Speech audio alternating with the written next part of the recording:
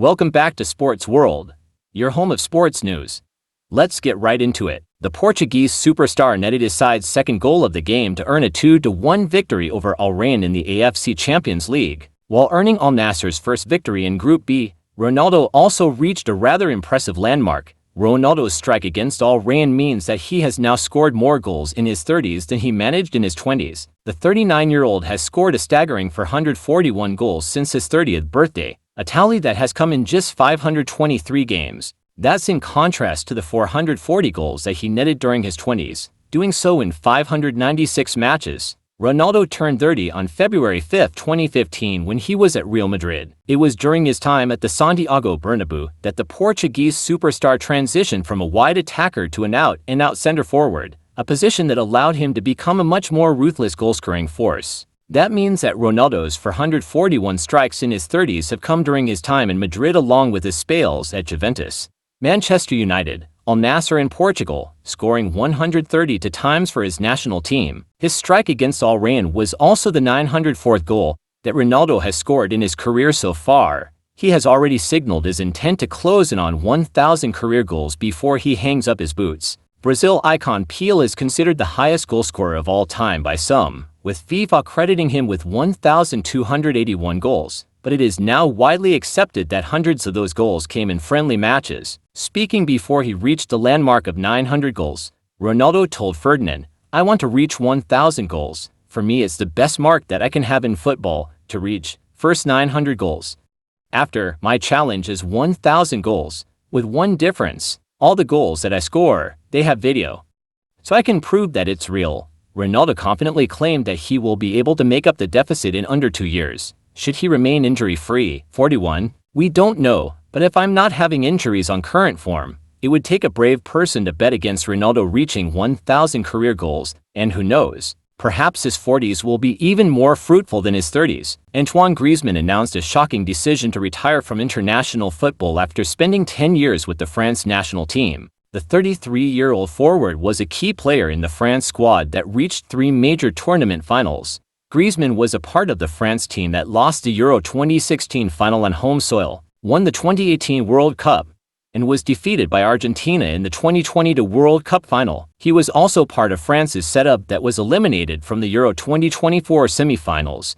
He made his last appearance in the international circuit earlier this month in the Nations League games. Griezmann made his maiden appearance for France in March 2014 during their 2-0 friendly win over the Netherlands. During France's run in the Euro 2016 final, Griezmann made 7 appearances. France narrowly missed out on the title after suffering a 1-0 defeat in the final against Portugal. In France's successful run in the 2018 World Cup campaign, Griezmann featured in every game and scored 4 goals. His tally included a penalty that he converted in the final against Croatia. He was hailed for his transition to midfield in the 2022 World Cup, which they ended up losing to Argentina on penalties.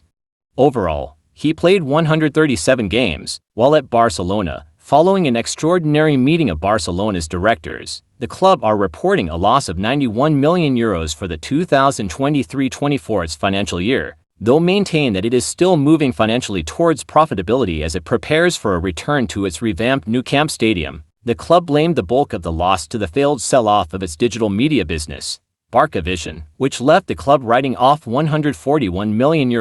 The club said the losses were due to non-payment by some of the investment partners involved. The club said it had a new plan for the digital business and that it remains confident in its future viability and capacities, with a business plan in place that should generate recurring revenue in the near future. Despite this setback, the club said it had reversed the financial decline of recent years and had an operational profit. This was despite having to play at the smaller capacity as the Olympic, which has cost the club year-on-year €100 million.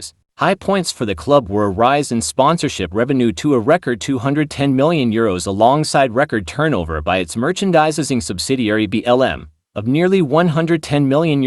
Player sales that generated more than €80 million. Perhaps most importantly for the club was a massive reduction of €170 million in its wage bill to €500 million. The club's Imperious women's team contributed €600,000 in profit, the first time it has made a financially positive contribution. This result serves as the foundation to restore positive cash flows, enabling the club to meet both current and historic payments. make necessary sporting and non-sporting investments, and place it in the optimal position to reduce the debt once the new Spotify Camp Nou is fully operational, said a club statement. In the 2022-23 financial year, the club posted €1.165 billion of revenue in its budget forecast €831 million for 2023-24. The club hasn't given a figure for its total revenue, but it clearly didn't hit that budget. For 2024-25, the club is forecasting an operating profit of €5 million, ensuring a positive EBITDA rating, which will lay the foundations for the 2025-26 season, when the new structure for generating revenue out of the redeveloped Spotify Camp Nou will be fully operational. A return to the new Camp Nou can't come soon enough for the club's finances. A long run deep into the Champions League wouldn't hurt either. That would be all for now. Subscribe, like the video, and turn on the notification icon to always get notified when new content is posted. Thanks.